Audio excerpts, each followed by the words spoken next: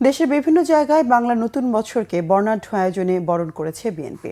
নাটোরে দলের অস্থায়ী কার্যালয় থেকে বর্ণাঢ্য শোভাযাত্রা বের করে বিএনপি। পরে প্রেস ক্লাব চত্বরে আলোচনায় বিএনপি নির্বাহী কেন্দ্রীয় কমিটির সদস্য রুহুল কুদ্দুস তালুকদার দুলু বলেন, দীর্ঘদিন পর ফ্যাসিস্ট মুক্ত বাংলাদেশের মানুষ স্বাধীনভাবে বৈশাখ উদযাপন করছে।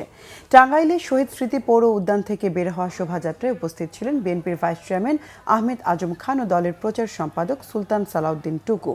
হবিগঞ্জে বিএনপির উদ্যোগে পান্তা উৎসব হয়। পৌরসভা মাঠে এতে প্রধান অতিথি ছিলেন বিএনপির সাংগঠনিক সম্পাদক আলহাজ জি কে গোস। মুন্সিগঞ্জ শহরের পুরাতন বাসস্ট্যান্ড এলাকা থেকে শোভাযাত্রা বের করে বিএনপি। ফ্যাসিবাদ মুক্ত নতুন বছরকে স্বাগত জানিয়ে কুমিল্লায় শোভাযাত্রা করে কুমিল্লা দক্ষিণ জেলা ও মহানগর বিএনপি। বাংলা নববর্ষকে স্বাগত জানিয়ে শোভাযাত্রা করেছে খাগড়াছড়ি বিএনপিও। উদ্বোধন করেন বিএনপি নেতা ওয়াদুদ ভুইয়া। সাভারে নববর্ষকে আলাদাভাবে স্বাগত জানিয়ে র্যালি ও আলোচনা সভা করে ঢাকা জেলা ও পৌর বিএনপি। বর্ষবরণে আনন্দ মিছিল ও শোভাযাত্রা করেছে ধামরাই থানা বিএনপিও। মিছিল শেষে সংক্ষিপ্ত আলোচনা সভা হয়। উপজেলার প্রাঙ্গণে চলছে 2 দিনের বৈশাখী মেলা।